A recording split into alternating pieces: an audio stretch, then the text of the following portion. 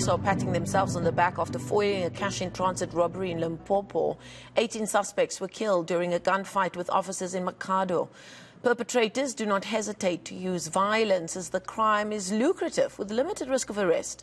Let's discuss this now with Andy Mashaile. He's a cybersecurity advisor, well known to our viewers right now, and joining us virtually from here in Johannesburg. Andy, thank you for your time as always. You know, I was speaking to a panel of experts now, speaking just about the brazenness and the sophistication of these cash-in-transit heists and where they get their team members from to carry out these very serious crimes. But they're all very in-person, physical, heavy weaponry involved. You're a cybersecurity advisor. How can companies that are being affected by cash-in-transit heists use technology to try and combat this scourge? One of the two things that needs to happen, the companies, the cybersecurity companies, have to work hand in glove with the cash-in-transit companies. Amongst other things, deploy drones on these vehicles. As soon as this vehicle is hit, the drone deploys at a very fast pace, and it's able to capture what is going on, so that immediately when that van and the drone is deployed, it reflects back to the fusion center. It talks to the cameras in the street. Some time back, I was in China. There were 490,000 cameras back in 2015. All of them working for the security of the country. And this is what we need to look at. Number two, we need to have technology that renders the money useless. There was some technology that was deployed in some of these cash-in-transit vehicles some time back. What I don't know is whether all security cash-in-transit security companies use that technology.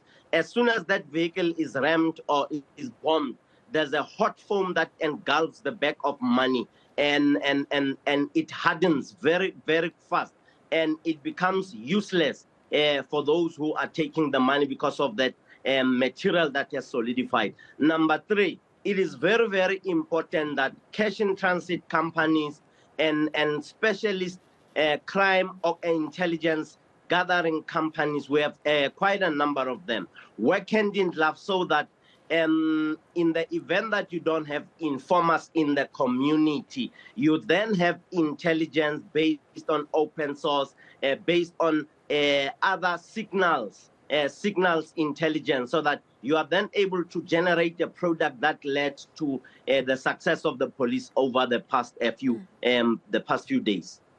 A lot of the examples you mention, however, is technology that would step in when the cash-in-transit happens or while it is happening. But when you're talking about the importance of gathering information, a lot of that has to take place before a cash-in-transit heist takes place. And surely the cybersecurity of those companies that deals with information about the routes that they take, the schedules for their pickups and that kind of thing, that kind of security is important as well, isn't it? Very critical when some of these criminals have been profiled for one arrest or the other, because this is a very serious form of organized crime. Amongst others, using technology, using gadgets to communicate, sending messages for the people to gather, and amongst others, calling, talking to each other on cell phones, using specialized applications that are available to one and all in the public on the shops that sell apps on our phones. It is therefore important that there should be a way and a method where these where these applications have been used for nefarious and criminal purposes. We can then link back to them and check who has been using this app and for what purpose. It is a very vast issue. I know in a panel discussion that you were part of just recently, you spoke about the fact that in just 10 heists, 465 million rand was stolen, with only 33 million recovered. now it's all well and good to do for the police to be on the ground gathering information in the communities that the small-time criminals come from. But we also needed to be targeting, as you just mentioned, the kingpins, the head of the snake. And that's where your criminals become more sophisticated, don't they? And trying to find them, you have to use all the technology available to you to try and do that. We had a discussion with some friends of mine yesterday. One guy said, this is a very serious form of business. There are investors in this business.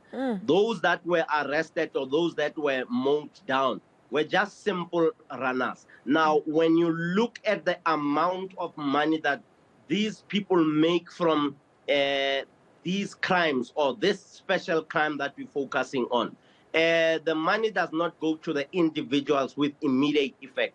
It goes to a central place. Like we learned that there was the second house where this money was going to be allegedly dropped at, so that sharing and whoever is an investor in the business of this organized crime is then able to say, Mr. A, you get so much, Mr. B, you get so much, Mr. C, you get so much. It is quite correct. Hence, I'm saying tracking of all those who were involved in this form of crime previously can lead to identification of investors, stroke kingpins or masterminds that at the end of the day can be linked to this number of crimes and can be dealt with very harshly and very painfully. Okay, we're going to leave it there. Thank you for your insight, as always. Andy Mashaile, a cyber security advisor, always good chatting to you, joining us virtually from here in Johannesburg.